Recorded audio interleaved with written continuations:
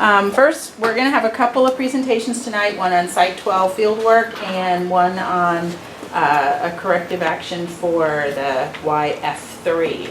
So, shall we start with Leo tonight?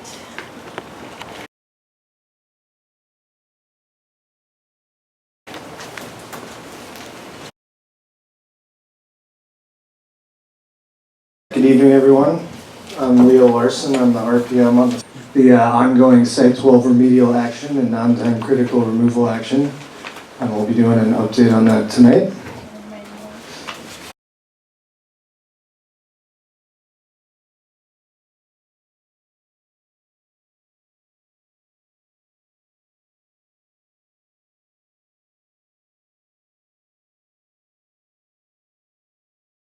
So, general overview of the project. Our project goals: the remedial action consists of 41 excavations on the northern end of Site 12. Site 12 we have outlined in purple up there, northwest of the island.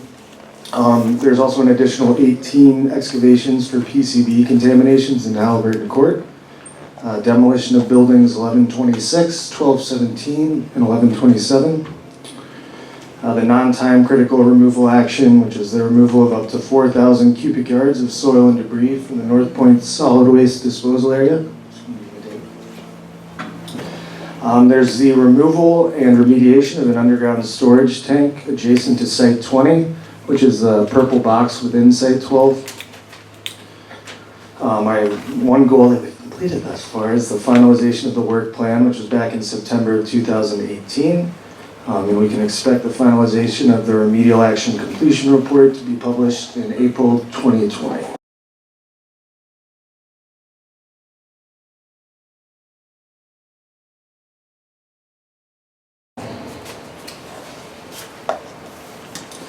So the first aspect of the project is our chemical excavations. These are the 41 excavations in northern Site 12, as well as the 18 in Halliburton Court. Our contaminants of concern are lead, chromium, PAHs, PCBs, pesticides, and dioxins. All of our excavations, before we start digging, we bound them with pre-excavation samples for both chemical and radiological. And then once we have the clear footprint, we excavate and backfill to below cleanup goals established in the ROD. Our current progress, we've excavated 39 of the 41 excavations. The remaining excavation after the one that's currently ongoing is beneath the foundation of building 1217.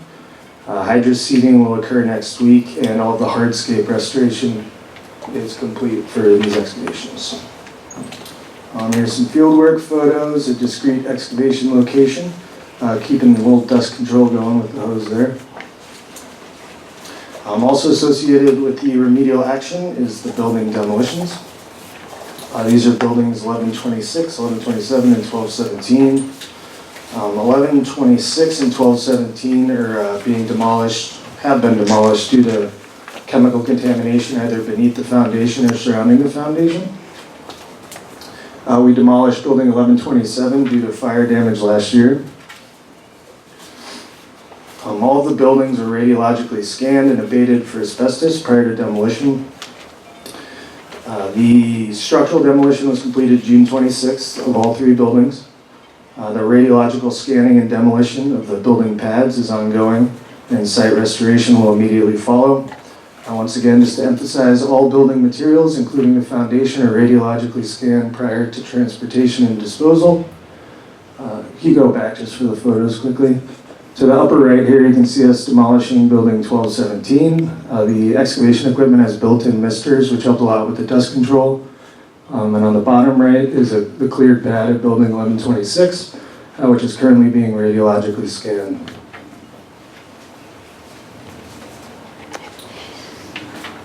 One of our chemical excavation locations outside of building 1203. It's part of each of these excavations, even though we are remediating chemical contamination. We do a radiological surface scan prior to breaking ground. In the process, before demolishing the concrete pad, we did an initial scan, came back with background levels. We then demolished the pad. As you can see in the picture on the upper right, there's an orange arrow indicating the area we're discussing. demolished that section of the sidewalk as well as it kind of goes underneath the building foundation, so it's a thick layer of concrete. After demolishing that, we did another surface scan on the underneath soil. We found radiological levels to be above background. And as we went in to remediate for the chemical contamination, we continued with the radiological scans until we got back to background levels. The soil was remediated, site restored, soil transferred to Site 32 for further evaluation and preparation of disposal. And we are confident that there was no health risk to the resident, workers, or public, just like there's none now since it's been remediated. The Halliburton Court excavations, there's 18 of them total. This is continuing on from work done 2 years ago in which we were excavating for PCB contamination. The contractor was having trouble getting clean sidewalls. So we are continuing these excavations to make sure that all the PCB is remediated. Excavations are ongoing and scheduled to be complete in September. And this entire area is fenced off, not accessible to the public. Here's a photo of an example of the excavation. As you can see, we're dealing with a lot of groundwater. And the orange snow fence there is actually marking the end of the previous excavation. The non-time critical removal action, this is up in the North Point solid waste disposal area. Another extension of previous work completed last year. We're moving to the south of that excavation. Thus far, we've excavated approximately 15,000 cubic yards of debris and soil. Debris that we found included timbers, welding rods, metals, ceramics, plastics, and glass. The excavation is driven mainly by visual debris, so we're digging until we see what appears to be clean sidewalls. We've kind of taken a potholing approach rather than dig our entire quantity of soil. We want to make sure we're seeing what we're chasing. We're at that point now where we're seeing clean sidewalls, and so we've taken confirmation samples for chemical, awaiting all of that data to be complete. Once we have the results, then we'll see if we need to dig anymore. Site restoration is scheduled to be completed by October 3rd. Radiological scanning of all the material is occurring in Site 32. As part of this, the northernmost section of North Point Drive was closed down to accommodate the excavation.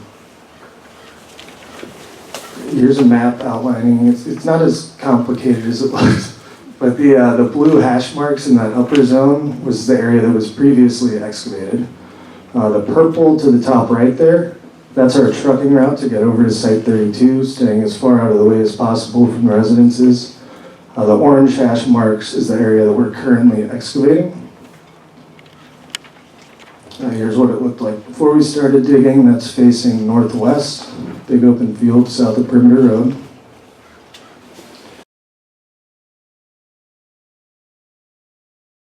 Here are a couple of our larger potholes. As you can see, once again, groundwater can be an issue, but we're working through it. We saw some debris, and that's what kept us moving out and expanding the excavation. We're now seeing clean sidewalls and awaiting the chemical confirmation data. Here's an example of some of the timbers that we were finding in the area. This is consistent with what they found back last year. One of the bigger patches, this is one of the bigger patches that we found of that particular material. The final element of the project is the removal of an underground storage tank that was previously discovered.